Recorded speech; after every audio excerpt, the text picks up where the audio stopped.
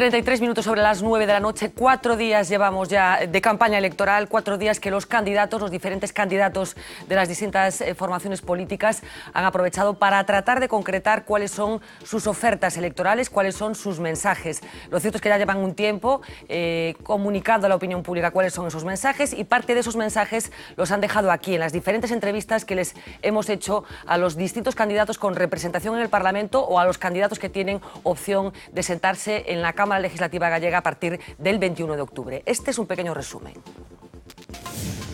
La legislatura Feijóo.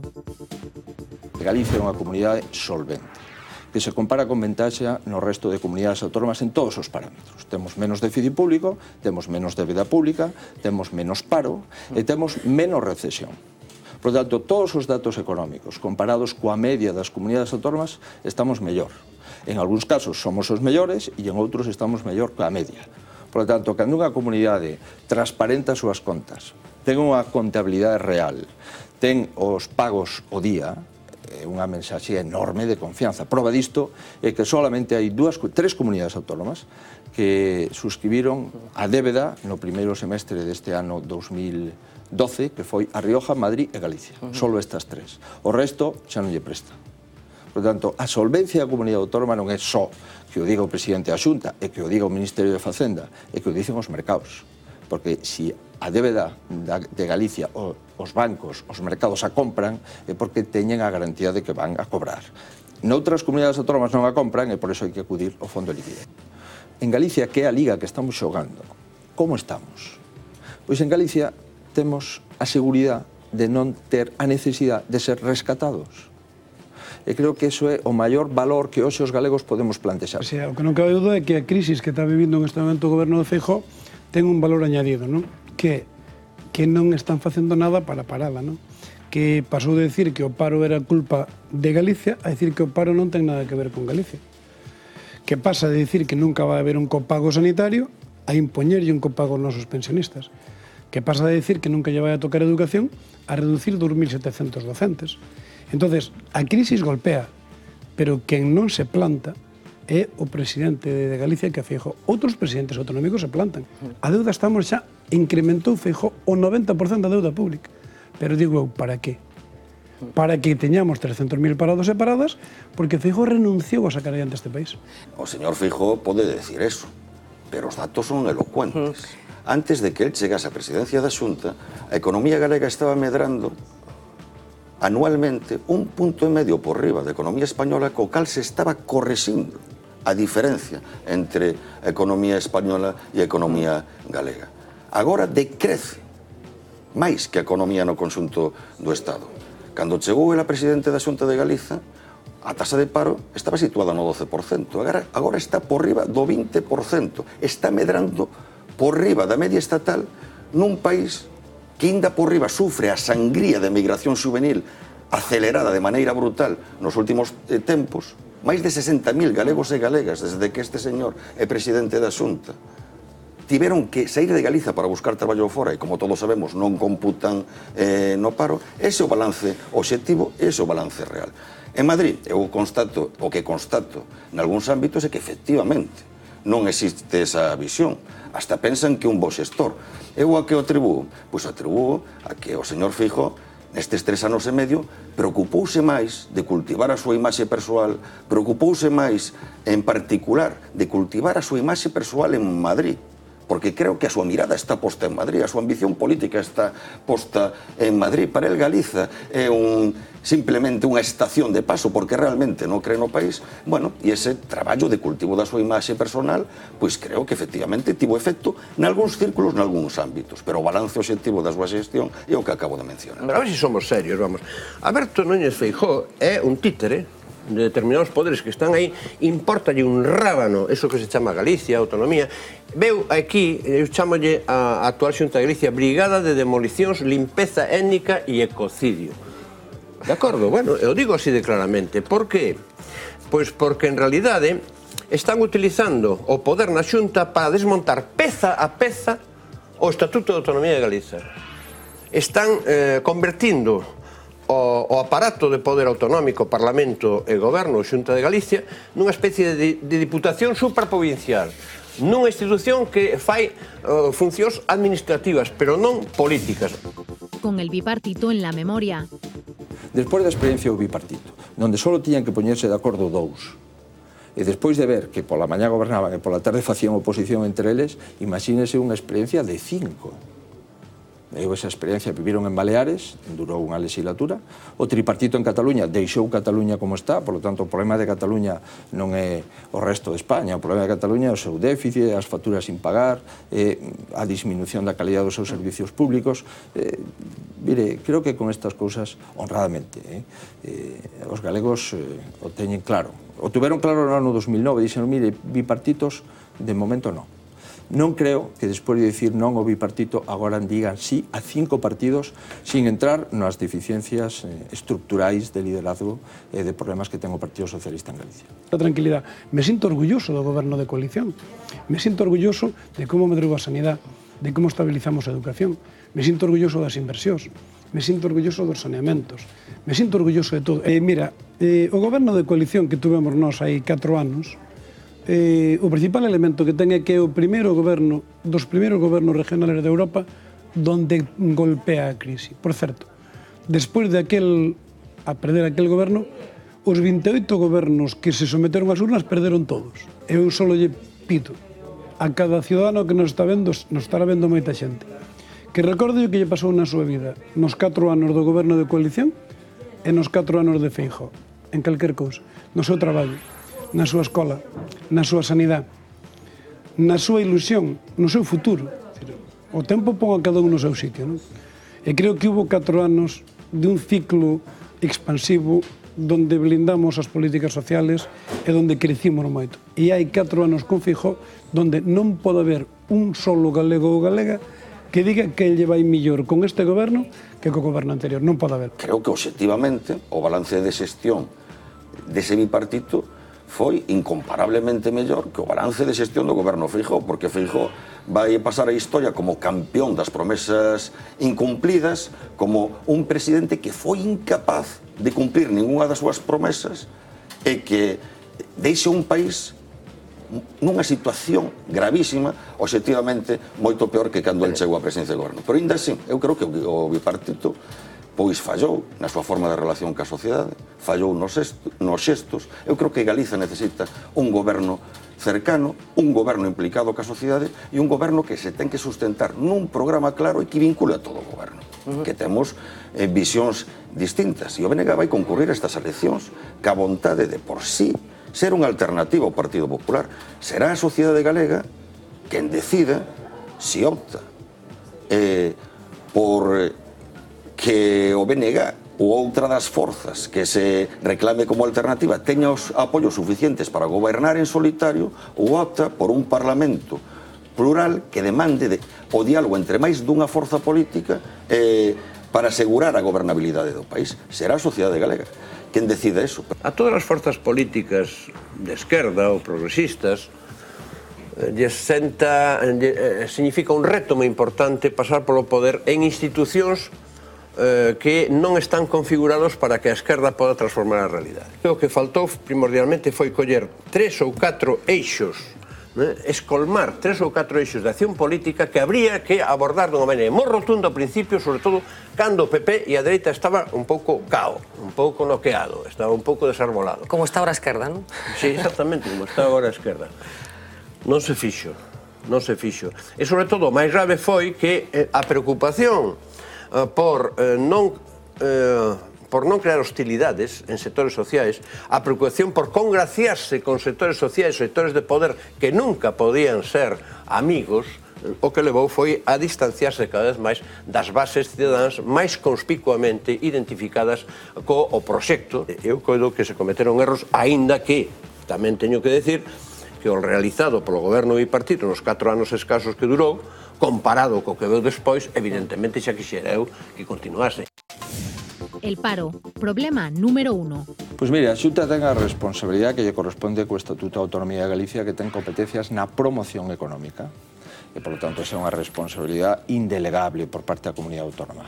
Se pode coller a enquisa que se queira, se pode coller a EPA, a enquisa de población activa, que vostede parece ser que é a que recolle, donde se acredita pois que Galicia é a 8ª comunidade de conxunto de España con menor paro. E esa enquisa de población activa acredita que Galicia sigue tendo un diferencial de 3,5 puntos por debaixo da media de paro de España. Se pode coller unha cifra que é un pouco máis, na miña opinión, un pouco máis concreta, que é o paro rexistrado.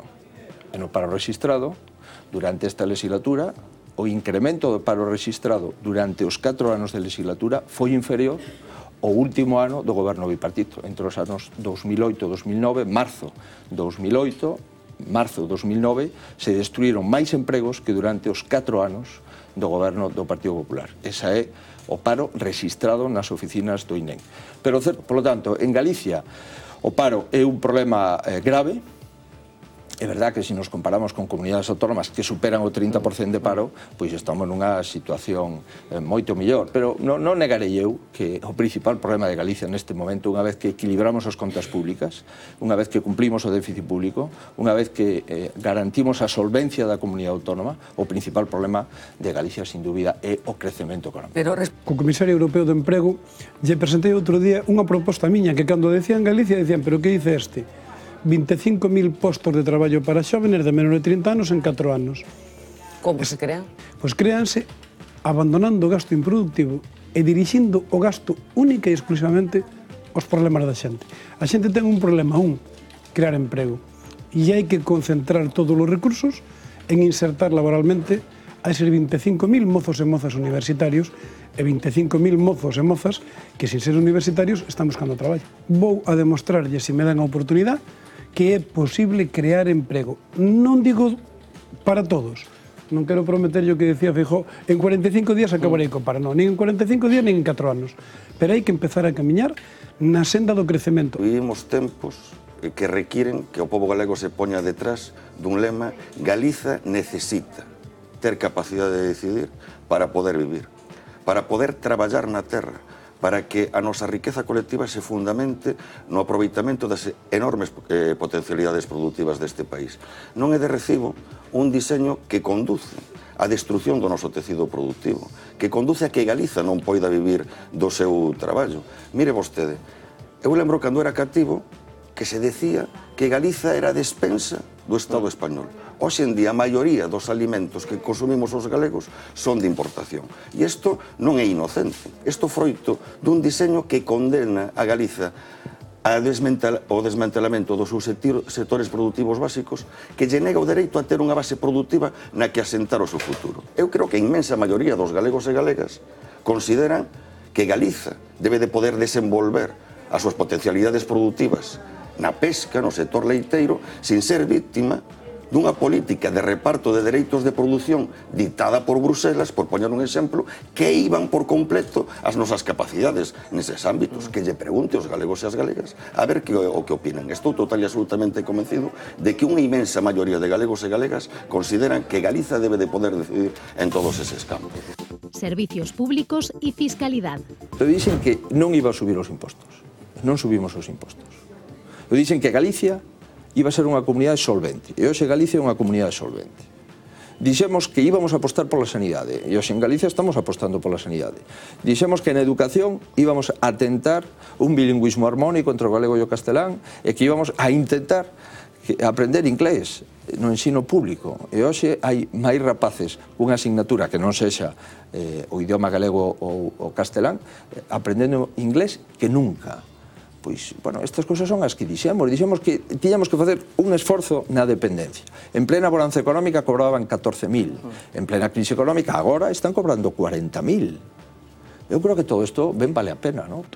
Eu quero dicirlle a xente, eu direi, se teño esa responsabilidade, eu vou dicir en esta campaña, que isto está dificilísimo, pero que o podemos conseguir con esforzo, e que temos que facelo desde un primeiro momento repartindo a carga. Ten que pagar máis quen ten máis. Non pode pagar máis quen ten menos. Temos que exprimir os que nos meteu neste sistema financiero, que é o sistema financiero. Nesta crise non nos meten os pensionistas, nin nos mete a educación pública, nin a sanidade pública. Nos mete un sistema financiero que é unha toleada. A clave é tomar decisións, e decisións xustas. Primeiro, en vez de cobrarlle os medicamentos aos nosos pensionistas que teñen as pensións máis baixas de España, nos primeiros 100 días un imposto á banca como Extremadura, como Andalucía e como acaba de facer Canarias, donde recaudar 52 millóns de euros. Impostos ás grandes áreas comerciales para axudarlle ao pequeno comercio, impostos aos grandes patrimonios, loita contra o fraude fiscal, recaudar recursos. Bueno, vostede antes puña o exemplo de Hollande, que para nós non é ningunha esperanza blanca, pero polo menos ten a vontade, e así o manifestou en campaña, e o acaba de confirmar, de operar sobre o sistema impositivo, elevando a presión fiscal sobre as grandes fortunas. Pero, insisto, primeiro, é imprescindible usar as competencias que ten a comunidade autónoma para marcar unha senda radicalmente distinta. E segundo, un goberno autonómico non pode asistir de espectador o que se decide noutros ámbitos e logo limitarse a aplicalo inda que sexa claramente perxudicial para a súa sociedade, para as súas xentes, para os cidadáns aos que ten que servir ese goberno. Hai que ter a determinación de enfrentarse, se necesario, as políticas que se ditan en outros ámbitos na medida en que son claramente perxudiciais para o país. Sectores económicos. Salvo que os datos me fallen. É verdad que o número de explotacións baixou, pero a produción leiteira galega subiu. As toneladas de leite que se produxeron en Galicia son agora máis do que se producían antes. É verdade que foi o que ocurriu, que as explotacións teñen que ser máis grandes. Para ser competitivas temos que competir cos franceses, cos daneses, cos holandeses, donde teñen unhas enormes explotacións. Pero está ben o sector? No, por suposto que non, ao contrario. Pero quero decir que, bueno, que entendo que hai que os galegos teñen que saber que estamos producindo máis leite do que producíamos antes. É verdad que as explotacións son maiores e é verdad que temos un problema enorme, que é o prezo do leite. O prezo do leite ás veces non cobre os custes. Por qué? Porque hai unha política opaca, porque estuvemos, volvo a reiterar, é que decir que o prezo do leite é o problema dos últimos 6 meses, con todo o respeto, pois, hombre, é unha falta de respeto aos gandeiros. Mire, cando eu estaba na oposición, xa tiñamos un problema do prezo do leite. Agora, que vamos a facer? Pero, mire, en primeiro lugar, decirlle ao goberno de España que cometería un grave erro se deixa facer dumping nos precios, que é o que se está facendo, se deixa exportacións paralelas de Portugal, de Francia... Pero xa yo ten dito o goberno central, porque o dumping non é unha cousa de agora. Tres cuestións. Primeiro, hai que ter un contrato escrito, un contrato homologado. Segundo, hai que ter unha lei de transparencia da cadena alimentaria. E terceiro, hai que facer inspeccións do leite, da calidade do leite que importamos. Esas tres cousas son as que hai que facer. Viña ahora lendo unha carta de 3 folios que me remite o ministro de Agricultura sobre as propostas formais que lle presentamos. E eu espero e desexo, dende logo, que nas próximas semanas teñamos un contrato entre os gandeiros e a industria, e clarificación da cadena alimentaria, gandeiro, productor, industria e distribución. Unha das grandes cadenas de distribución neste momento en España se decidiu subir 1,5 céntimos o litro do leite. Espero que o resto tomen nota. Pero, lle volvo a reiterar, é absolutamente ilóxico e inadmisible que España este xogando con un sector que pode desaparecer se os políticos españois en Bruselas non plantexan as cousas con realismo. España consume máis leite da que produce. E, sin embargo, a un gandeiro español, en consecuencia galego, porque producimos o 46% do total do leite de España, lle pagan menos que a un gandeiro francés, moitísimo menos, ou que a un gandeiro danés, que lle sobra leite a toneladas. Ahora tamén digo, que temos que facernos aquí? Primeiro, arreglar isto, pero simultaneamente incrementar a base territorial das nosas explotacións, para ter menos dependencia dos piensos e poder consumir a erva dos prados e dos lameiros galegos, que son moito máis barata que os piensos. En segundo lugar, lóxicamente, ter compañías fortes en Galicia. Compañías non só que recollan leite, senón que produzan derivados do leite, que aí está o valor engadido. A operación que acabamos de facer de Clesa, non é unha operación calquera. É a primeira vez que en Galicia temos a planta de Clesa a disposición de boa parte das cooperativas, 10 cooperativas, donde abre Feiraco esta decisión de comprar coa Xunta de Galicia esa planta de Clesa en poder empezar a producir derivados do leite, que por aí vamos. Por tanto, en Galicia, eu recoñezo que temos deberes por facer e, por suposto, o Goberno de España en Bruselas ten moitísimos deberes que aínda non conseguiu solucionar. Son as víctimas da crisis, non responsables desta crisis. Vou a tomar unha decisión para cambiar esa Galicia que está nunha economía especulativa por unha Galicia productiva crendo nela. É o que está facendo unha gran parte de Europa, sobre todo a Europa do Norte, e temos que copiar dos que queren cambiar o sufrimento polo crecemento. O naval o primeiro que hai que facer é dicirlle a verdad. Dicirlle a verdad, e a verdad xa están dicindo tamén eles a ti. Ou facemos un dique flotante, ou non temos capacidades. Ou resolvemos o tema do Tax, ou é imposible. Mira, eu veño de Bruselas, estou falando con Almunia, estou falando co sector. O Tax podía estar solucionado xa se o goberno galego presionara a Madrid para que mande os requisitos que lle están exigindo. Que o sector lácteo, o primeiro que hai que facer é cumplir a lei. É dizer, é normal que nas escolas galegas se este vendendo leite francesa? Pero ten capacidade o goberno da Xunta de solucionar Claro que eso? ten capacidade de poñer en marcha inspeccións donde os excedentes franceses están entrando nas grandes áreas comerciales para tirar os precios como produto reclamo. Pero hai que conseguir inspeccionar, hai que conseguir o que se chamou os contratos homologados e obligarlos a cumplir. Hai que conseguir invertir no gran grupo lácteo galego. Todos sabemos que somos os maiores produtores de leite de España e os nosos produtores teñen a leite máis barata de España. Hai que conseguir invertir en un grupo lácteo galego, hai que darlle valor engadido. Leite con todo. O gran problema de Galicia é que non temos unha economía productiva. Deixamos solos a xente e en este momento todo o sector lácteo galego sabe que 4 anos despois Feijóo e o seu goberno non aportaron unha sola medida que mellore as súas capacidades. E máis, todo está moito peor que 4 anos. Por lo tanto, hai que ir ao cerne da cuestión. Hai que pactar cas federacións agrarias, cas estruturas agrarias, hai que pactar con eles acordos.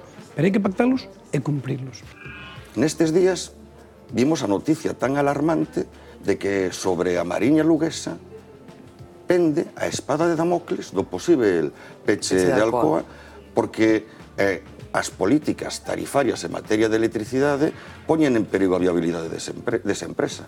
Pero mire vostede, Galiza é un dos principais produtores eléctricos do Estado español. Exporta boa parte da enerxía eléctrica que produce. E, sin embargo, Galiza non pode utilizar como unha ventaxa comparativa para o seu desenvolvemento esa especialización productiva porque o Estado español fixa unha tarifa única para todo o territorio do Estado que non ten en conta que realmente non costa o mismo a enerxía eléctrica producida nunha central hidroeléctrica de Lugo para desde aí suministrar a Alcoa que a enerxía eléctrica que se consume en Madrid producida desde esa central hidroeléctrica de Lugo. É o transporte o que ten máis impacto no coste real da enerxía. Nós, se puderamos diseñar unha política tarifaria propia que teña en conta esa especialización productiva de Galiza, poderíamos utilizar o feito de que Galiza é unha gran potencia na xeración de electricidade como factor para localizar industrias no país, para crear traballo. Pero para eso é necesario ter poder político propio merecente dese nome, ter capacidade de decisión. Eu creo que a inmensa maioría dos galegos e as galegas consideran que Galiza debe poder decidir sobre o futuro do seu sector naval frente aos vetos que impón Bruselas, por poñer un exemplo, ou a negativa de Madrid, co silencio cómplice do señor Feijóo, a que o asteleiro de Navantia poida ter un dique. Eu creo que a inmensa maioría dos galegos e galegas consideran que Galiza debe de poder desenvolver as súas potencialidades productivas na pesca, no sector leiteiro, sin ser víctima dunha política de reparto de dereitos de produción dictada por Bruselas, por poñer un exemplo, que iban por completo as nosas capacidades neses ámbitos. Que lle pregunte aos galegos e as galegas a ver o que opinan. Estou total e absolutamente convencido de que unha inmensa maioría de galegos e galegas consideran que Galiza debe de poder decidir en todos eses campos. La banca gallega tras el vendaval de las cajas. Mire, a bancarización das caixas, como vostede sabe perfectamente, non depende de ninguna comunidade autónoma. É unha decisión do goberno socialista que plantexa que as caixas teñen que convertirse en bancos. Punto. Todas, non hai caixas xa en España, hai bancos. As caixas teñen que mudar a bancos. Bueno, pois o goberno de España, no seu momento, o Ministerio de Facenda, o Banco de España deciden que as caixas españolas teñen que mudar a bancos, pois agora hai bancos. A pregunta, se a fai en 14 comunidades autónomas, lle dirían, mire, aquí non hai nin caixa nin banco. Se a fai en 3 ou 4 comunidades autónomas, lle dicen os vascos, temos un banco potente, porque xestionamos ben as caixas. Se lle dice en Cataluña, a Caixa, pois é unha entidade, pois parece ser, con as ratios de solvencia suficientes. Se o dicen Galicia, pois non se xestionaron ben as caixas. Que intentamos facer? Pois non perdelo todo. O que intentamos era, mire, ante a proposta do Goberno de España de que Caixa Galicia se fora con Bankia, proposta formalmente feita. Fixise como acabou Bankia. Esta era a proposta do Banco de España, do Goberno Socialista de España, para Caixa Galicia. E para Caixa Nova, pois, se pode poñer con Caja Murcia, ou se pode poñer con Caja Astur, ou se pode poñer con outra caixa, con a Navarra, e distintas fórmulas. Eso ten menos preocupación polo volumen. Bueno, ao final, que comprobamos? Ao final comprobamos que as auditorías do Banco de España non eran fiables. Ao final comprobamos que as caixas colleran diñeiro en depósitos dos ciudadanos e os convertiran en Tier 2, é dicir, en preferentes. Ao final comprobamos que había caixas que decían que estaban ben cando tiñan máis de 1.200 millóns de euros en preferentes para subir o concepto Tier 2, que é unha especie de core capital, non en sentido estricto, pero sí en sentido amplio. Fenómeno, presidente, perdón, que o informe que a propia Xunta de Galicia encarga non percibe, non? Sí, a Xunta de Galicia encarga unha auditoría. E iso non figura no informe? No. Digo, a situación real non figura no informe. No, a situación a esa data, cos datos do Banco de España si figuran no informe. O Banco de España pedía un core capital do 6%. Cumplía o 6%. Recordo eso. O que pasa que no mes de febreiro pediu o 10%. Claro, se a vostede en novembro lle piden un core capital do 6% e en febreiro, os 90 días, lle piden o 10%, todos os que non teñen o 10 e tiñen o 6, automáticamente xa non teñen viabilidade. Por tanto, aquí houve unha enorme improvisación. E aquí houve un Banco de España que, por moito que diga un presidente autonómico, que pode decir, e pode pedir, e pode plantexar, se o Banco de España non acepta o asiento de fusión e a auditoría de fusión, non hai fusión. Por moito que diga o compañero de Castela Mancha sobre Caja Castilla-La Mancha, o Banco de España interviu a Caixa e non houve fusión. E por moito que diga outro compañeiro sobre a Caixa, creo que era unha Caixa do Sur, Caja Sur, creo recordar, ou Bancaja, ou a Can, fíxese, o exemplo de Bankia. Por moito que dixeran todos, e mire que houve xente aí que decía que eran xente potente, se ao final se dice, mira que hai 19.000 millóns de euros de activos mal computados. Cantos son os activos mal computados das caixas galegas? Que era o que se podería facer? Perder as caixas? Esa era unha opción. Intentar manter unha entidade financeira con domicilio en Galicia, con sede en Galicia, co seu equipo directivo en Galicia e con expectativas de capitalización. Bueno, esa foi a miña decisión, que como é natural é unha decisión absolutamente criticable e é unha decisión que os resto dos candidatos teñen que propoñer. Hai un candidato que dice, no, eu quero que eso se convirta en banca pública. Bueno, pois que o explique. A ver, na Unión Europea, como se convirte unha comunidade autónoma un banco en banca pública. Bueno, ese é un modelo. E hai outro candidato, parece ser que do Partido Socialista, pois que depende. Porque en principio quería, despois non quixo. Mire, eu asumo o que fixen, con todos os erros, con todas as dificultades, pero intentei unha cousa, que en Galicia houbera unha expectativa real de unha entidade financeira domiciliada e con sede social en Galicia. Eso é o que intentei, e eso é o que neste momento en Vigo hai unha sede dunha entidade financeira e un domicilio social na Coruña con directivos galegos que están intentando solucionar o que se fixo na anterior xestión. Por ese camiño. Mire, nós, por desgracia, en Galicia nin temos banca pública nin temos banca privada. Temos unha cousa moi rara. Temos un banco de titularidade pública no 93% que está a punto de ser vendido, liquidado ou non sei o que. Hai que exigirlle a todos os partidos que digan claramente cal é o modelo de sistema financiero que temos para este país. Eu estou dicindo o que quero. Un banco de titularidade pública que teña a súa sede en Galicia e que non se venda, nin se lle regale a nadie, e que defenda o sistema financiero galego. E que sería NCG Banco, este banco. Hombre, é que é o que é.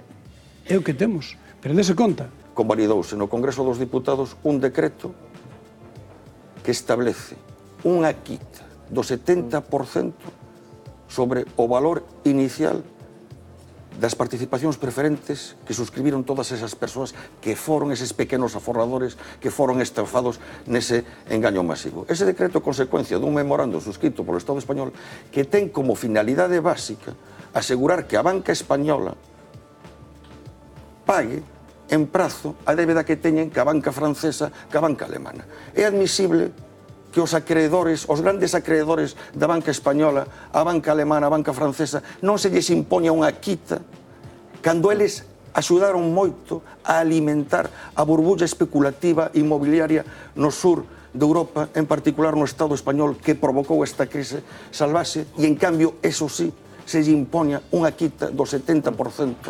Os miles e miles de galegos e galegas que suscribiron engañados participacións preferentes. A maioría deles xubilados, a maioría deles persoas que comprometeron neses produtos total e absolutamente engañosos todos os seus aforros. Pois frente a eso hai que plantarse, frente a eso hai que decir isto non é admisible e se necesitan gobernos que teñan esa determinación. Culpa de la crisis o cuestión de modelo? Que é o que vamos a facer?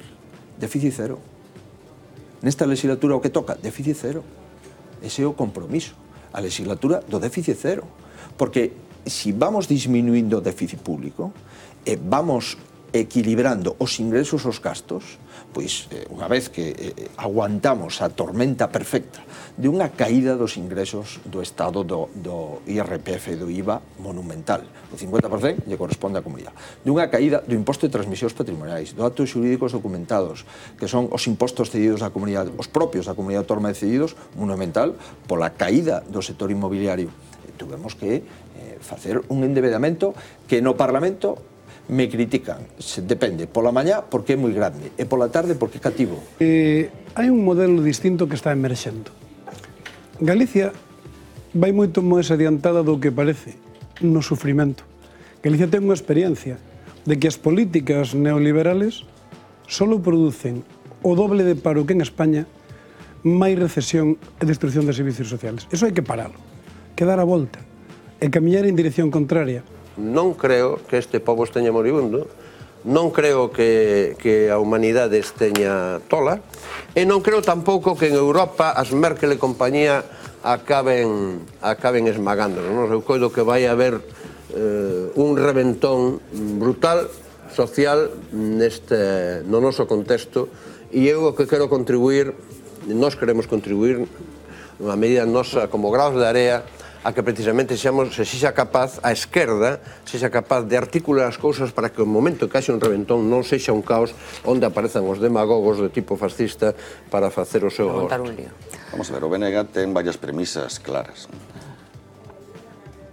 Un cambio de goberno ten que traducirse nun cambio real de políticas. Galicia o que necesita é un goberno que plante cara ás políticas de recortes que están arruinando a economía, que están empobrecendo a maioría da sociedade, políticas que consisten en, cando estás no fondo do pozo, seguir cavando no pozo en vez de iniciar a recuperación. Por lo tanto, Galicia necesita un goberno que sexa insumiso cos recortes, un goberno que crea no autogoberno, nas enormes potencialidades do país, que aposte, polo tanto, por reforzar e ampliar o autogoberno. Sí, pero como se argallaría eso? E un goberno que teña dúas prioridades básicas. Apostar polo desenvolvemento da economía productiva de Galiza e apostar polos servizos públicos e a protección das políticas sociais frente ás medidas tan inxustas e que conducen á ruptura da cohesión social que está practicando a dereita. Por lo tanto, o BNG condicionaría nesa hipótese calquer formulación de goberno a un programa claro que marque un novo rumbo. Por suposto, vamos a ver, en primeiro lugar, o que hai que ter é vontade política. Vontade política de plantar cara, de rebelarse se é necesario. Pero como se revela un neste contexto? Como se revela un? Mobilizando a sociedade, se é necesario. Porque eu faríame unha pregunta. De que vale que os galegos e as galegas sexamos chamados ás urnas o vindeiro 21 de outubro, escollamos a conformación dun Parlamento galego e desa conformación resulte eleito despois un presidente da Xunta que conforme un goberno, se ao final as políticas as vai editar o goberno central, que a súa vez dicta Bruselas, e polo tanto ese goberno é un mere ente administrativo das políticas que outros dictan. Para eso non é necesario eleccións, para eso non é necesario unha democracia, é que hai que loitar por restaurar elementos básicos da democracia, que poder escoller entre distintos modelos, distintas formas de saída da crise. Por lo tanto, apostar por un modelo social de saída da crise que ademais en Galiza pasa por reforzar claramente o autogoberno, por lo tanto hai que ter a vontade política de plantar cara a esa situación e de dar un puñetazo na mesa frente ao que pretende ditar o goberno central se obxectivamente atenta contra as necesidades, contra os intereses da maioría social deste país. E o Bloque Nacionalista Galego, créame, ten esa vontade política. Eu concurro a estas eleccións como candidato a presidencia da Xunta do BNG porque teño esa determinación. E, por suposto, é moi importante que o BNG teña máis forza para ter máis capacidade de determinar a orientación nese novo escenario. Para gastar. Pero que o propio balance do señor Feijóo, pese a que diga que Galiza é unha comunidade que cumple cos seus compromisos financeiros, demostra que pola vía que el defende, ni siquiera se cumple eso, porque hoxe coñecíamos os datos do déficit en Galiza no primeiro semestre e demostran claramente que non se vai cumplir o obxectivo de déficit marcado para Galiza a fin de ano. Pero que, ademais, durante os 3 anos e medio nos que a Xunta de Galiza estivo presidida polo señor Feijóo, a débeda pública da comunidade autónoma multiplicouse por 2,5, nada máis e nada menos. E que xa hai demasiadas evidencias, xa hai demasiados datos que demostran que as políticas de recortes o único que conducen é a máis recortes. Alimentar unha espiral perversa que consiste nun contexto de crise económica, se reduce esa inversión pública, se reduce esa inversión social, eso deprime máis a economía, por tanto, cae moitísimo a recaudación pública e o déficit, en vez de correxirse, agrándase. É o que está pasando en Portugal, é o que está pasando en Grecia, é o que está pasando no Estado español e é o que está pasando tamén en Galiza.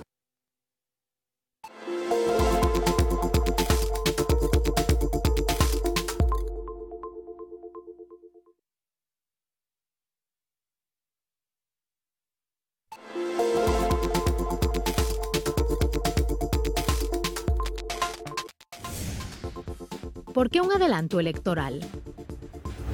Decidino, en primer lugar, exercendo unha competencia que me corresponde de acordo co Estatuto de Autonomía e a Lei da Xunta do seu presidente. En segundo lugar, sendo consciente de que as eleccións galegas se fixeran o mesmo día, fai casi 4 anos, o 1 de marzo do ano 9, que nas eleccións no País Vasco, e me parecía que, dado que o Lendakari anticipou a data da convocatoria electoral en Euskadi para o 21 de outubro, me parecía que non era moi razonable chamar a consulta electoral cunha diferencia de 130 días entre Euskadi e Galicia. Nun momento de dificultad do modelo autonómico, nun momento de que se discute moitas cousas sobre a estrutura territorial do Estado, mandar unha mensaxe de descoordinación entre dúas comunidades que foran xuntas ás urnas no ano 9, pois pesou na miña decisión.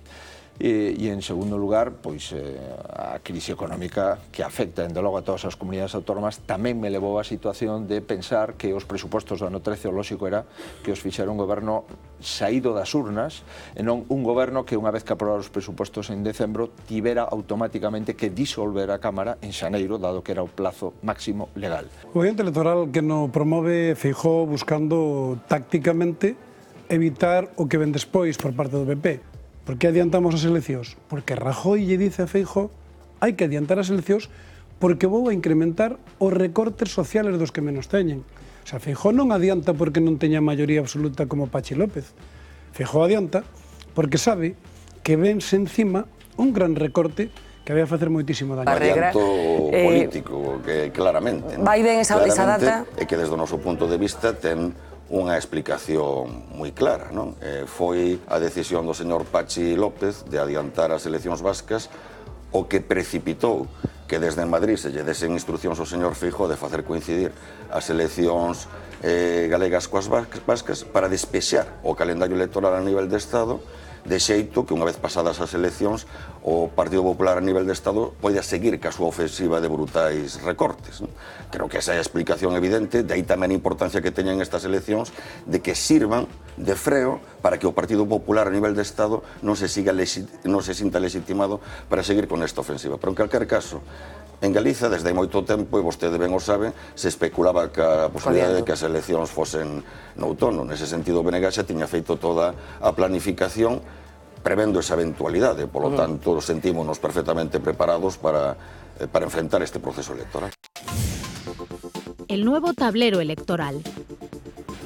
Bueno, isto é unha crónica dun nacionalismo que se extinde en Galicia, dun nacionalismo que se extinde en tres partes, que cada un dos extindidos chama radical os que agora teñen as siglas do BNG, que é a UPG, e que se van do BNG, según eles dicen, pois porque hai un radicalismo excesivo e un monopolismo excesivo da UPG dentro do BNG. Se parte en tres o nacionalismo, o señor Beiras por un lado, os señores de Compromiso con Galicia por outro, máis o que mantén as siglas, que é basicamente a UPG. Por lo tanto, o nacionalismo galego, que tuvo un período de conformación de un partido con distintas tendencias, digamos que se radicaliza e se rompe en tres tendencias. O señor Beiras decide unirse a Izquierda Unida. É verdad que, bueno, pois, un pouco a biografía do señor Beiras non concorda moito cun partido estatal como a Izquierda Unida, pero a él lle corresponde explicalo e, polo tanto, non me corresponde a min. O que sí é certo é que neste momento o nacionalismo galego está dividido en tres e que é moi difícil, supoño para un calquer galego que se faga unha pregunta é, oiga, se non estaban de acordo xuntos, como poderán gobernar separados? Pero, como é natural, iso é unha cuestión que lle corresponde aos nacionalistas explicalo. E o Partido Popular está xogando a intentar fragmentar o voto para que así lle sexa máis fácil reter a maioría absoluta. O propio inquérito que vostede facía referencia era moi ilustrativo a ese respecto. Resulta que 6 de cada 10 galegos que ian a votar a outras opcións e non ao Partido Popular. E, en cambio, pronosticaba a maioría absoluta para o Partido Popular. E o Partido Popular pronosticaba un descenso en 4 puntos en porcentaxe de voto a respecto das anteriores eleccións autonómicas e, en cambio, incrementaba nun os escaños que agora ten no Parlamento galego. É unha demostración de como a fragmentación de voto beneficiaría o Partido Popular. Pero, aparte diso, insisto, eu en absoluto pois estou preocupado por esa opción, son respetuoso co pluralismo, simplemente creo que algunhas persoas cometen un erro nun momento onde no Estado español está vendo unha ofensiva centralista tan forte, que está tendo esa contestación tan clara, tan palmaria por parte da sociedade catalana, por parte da sociedade vasca, e ímolo ver o 21 de outubro, pois creo que cometen un erro coaligándose con unha forza política de obediencia estatal. Porque nós queremos captar a quiescencia de sectores amplos da cidadanía que están absolutamente desencantados do que é a política, da clase política, que non creen nos partidos, que apenas creen nas eleccións, que acaban votando o menos malo, etcétera, etcétera, e nós queremos captar todo eso. Están pasando cousas, estánse movendo cousas, non? A esquerda extraparlamentaria se está unindo, a dereita se está fraccionando, mañá asistimos á presentación dun novo candidato de dereita, claramente de dereita, entón se están movendo as cousas, non? Pero eu creo que esos son produtos claros de un escenario político que estáse movendo. Nos entendemos todo o que está pasando, é normal que as forzas extraparlamentarias intenten sumarse, pero non seguimos con un proxecto propio. Non, eu creo que ten que ter bastante máis medo Feijóo por Mario Conde. Eu creo que ten que ter bastante medo, porque eso sí que é unha novedade. A dereita iba monolítica, era unida, era un partido solo. En un momento, hombre, que pode pasar calquer cousa, pero que todos os datos avanzan que Feijóo ten xa dificultades para alcanzar a maioría absoluta, que se lle abra unha forza por a dereita, unha forza na que non pode ser ajeno o Baltar, os líos internos da dereita galega, aí está pasando algo, non? Mire, a decisión do señor Conde de presentarse a unhas eleccións, supoño que a saberemos ao longo dos próximos meses. A segunda consideración... Pero sospeita que hai algunha cousa que non se sabe aínda? Bueno, o que sabemos é que de momento non se dedicará a política. E o que sabemos é que nunca se presentaron as eleccións, é a primeira vez que se presenta, por lo menos a unhas eleccións autonómicas, formalmente querendo ser presidente dunha comunidade autónoma. Por lo tanto, supoño que eso se irá sabendo pouco a pouco, non? En segundo lugar, cal é o efecto dun voto a esa candidatura? Pois que goberna o Partido Socialista, os nacionalistas e Izquierda Unida. Non hai outra posibilidade. os votos a esa candidatura para que non saque a maioría absoluta o Partido Popular de Galicia e, por lo tanto, para que non haxa un goberno que teña o sustento no Parlamento dun grupo parlamentario forte, potente e que equilibre os anos 2013 a 2016 que va a vivir Galicia, espero, de saída definitiva da crise económica.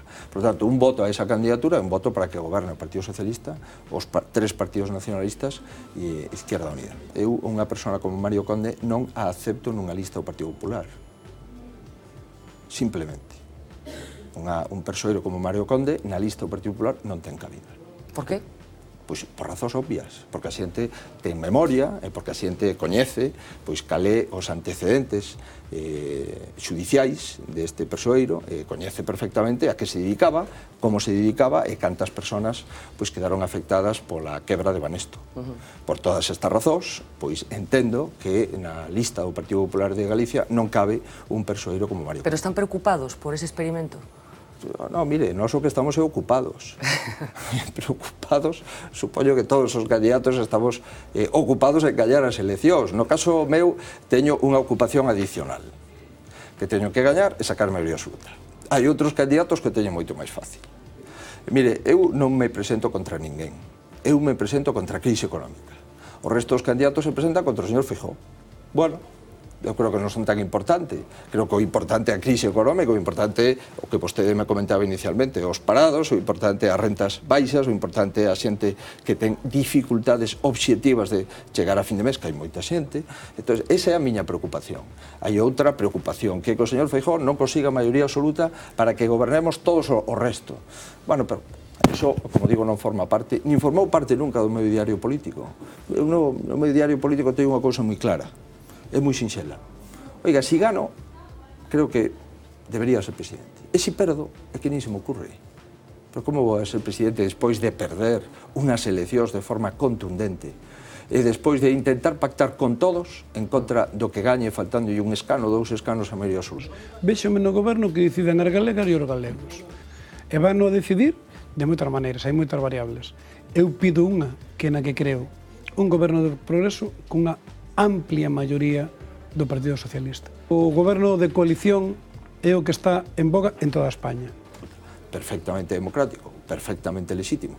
É verdad que se tuviéramos unha lei electoral europea, pois habería unha segunda volta, donde a primeira semana pois, se decidirían cales son os dous partidos máis votados, e se un non ten a maioría absoluta, pois no seguinte domingo... Sería partidario, entón, de modificar a lei electoral? Xa o dixemos moitísimas veces. Son absolutamente partidario de modificar a lei electoral para clarificar realmente cal é o programa alternativo. La imagen de la política se resiente. É normal. Hasta fai pouco, ser político era o que traía cousas. O que facía polideportivos, o que facía hospitales, o que construía. Pero nun momento de recesión, o político é o que saca cousas, o que lle saca pensións, o que lle saca dereitos sociales, o que lle saca traballo, o que lle saca... Entón, a xente dice, pero que político é este? Por lo tanto, non hai que enfadarse cos ciudadanos, hai que conseguir que volvan a creer na política. A política, o que hai que conseguir en detalle, darlle transparencia, publicar todo, e sobre todo, o máis importante de publicar, que os ciudadanos sepan que os políticos somos traballadores co mesmo dereito que ten un traballador na Voz de Galicia ou nunha empresa calquera. Cando eso quede claro, vas a ver como a xente dice, bueno, pois é un traballador máis. Se eles ven que a política é prerrogativas, cargos, pero se eu estou pasando moi mal, usted que vive co meu diñeiro, como está pasando isto? Por lo tanto, vámonos a darlle transparencia e a ser, sencilla e llanamente, traballadores. Pero cando hai xente que ten que subsistir con 400 euros, pois evidentemente non me extraña que as palabras de Collarte resultaran ofensivas para moita xente. Dito isto, tamén creo que é de xusticia decir que moitas veces se falan cousas sobre os supostos privilexios dos diputados que non son reais. Vímolo especialmente indignado con esa proposta de Esperanza Aguirre de suprimir diputados, de que os diputados non cobraran. O sea, tivo unha reacción especialmente enfadado estaba. Indignado non por defender intereses particulares, porque, como comprenderán, non me considero membro de ninguna clase, de ninguna casta política. Eu son un cidadán que considera que hai que actuar en política, porque desde o ámbito da política, donde se pode determinar a orientación dos asuntos públicos, dos asuntos de todos, para atender as necesidades da sociedade, pero considero-me un cidadán que agora ten responsabilidades políticas. A mí no que me indigna é o que se oculta detrás disso, non? Porque quen fai esa proposta é a señora Cospedal, coa que coincidín no Senado. Nunca a escoitei falar no Senado, nunca escoitei que presentara unha iniciativa no Senado. E resulta que esa señora cobraba 3 salarios, como senadora, como diputada autonómica e como secretaria de organización do Partido Popular naquela época. Co cal, a mí me gusta ser sempre respetuoso, pero hai que ter jeta. Da política se convertiu nas instancias dos aparatos de Estado, convertiu simplemente nun lugar de emisión das decisións que se toman fora. Vamos a ver, as decisións políticas primordiais tómanse no Banco Central Europeo, na Comisión Europea que non foi elegida por ninguén, no Fondo Monetario Internacional, o que se chama Troika. Despois transmítense aos poderes hexemónicos en Europa, a Merkel ou a Caixarina Merkel, ou o Sarkozy que é o remedo do petén da Francia ocupada. Moi ben. E despois aos demais. E de aí aos cidadáns. Bueno, a xente o que ten que lograr é que eso se lle dé a volta. É dicir, a política ten que facerse de maneira que cando se elixen representantes se teña garantía de que os representantes van cumplir o contrato de fideicomiso que lle dan os representados. Pero nunca mentín en política, non? Houve ocasións en que non podía dicir toda a verdad, pero unha cousa é non dicir toda a verdad e outra cousa é mentir. Non negueime sempre a mentir. Non lle vou a mentir a xente. É que é moi importante non mentirlle a xente. O importante é finalizar unha legislatura, ir pola rúa e poderlle mirar os ollos a xente. Eso é fundamental para un político. Haberá dúbidas sobre o cumprimento dos programas, fíxese, mire, eu recordo, se criticaba moitísimo o tema do salario dos empleados públicos. Bueno, a primeira toma de razón que fai o Partido Socialista e Izquierda Unida en Andalucía é disminuir 3.000 euros de media os salarios públicos de todo o seu personal.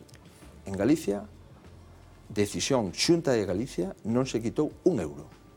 Se mantivo o salario. É certo que os empregados públicos son os máis castigados probablemente dos colectivos pola crise, como consecuencia que Zapatero rebaixou un 5% e como consecuencia de que o goberno actual rebaixa a paga extra de Navidad que desaparece. Pero eu non tiven que disminuir o salario dos empregados públicos. Se vostede colle todo o Mediterráneo, Cataluña, Valencia, Murcia, Andalucía, sube a Castela Mancha, sube a Madrid, en todas esas comunidades se tomaron decisións de disminuir os salarios públicos dos funcionarios autonómicos. Galicia.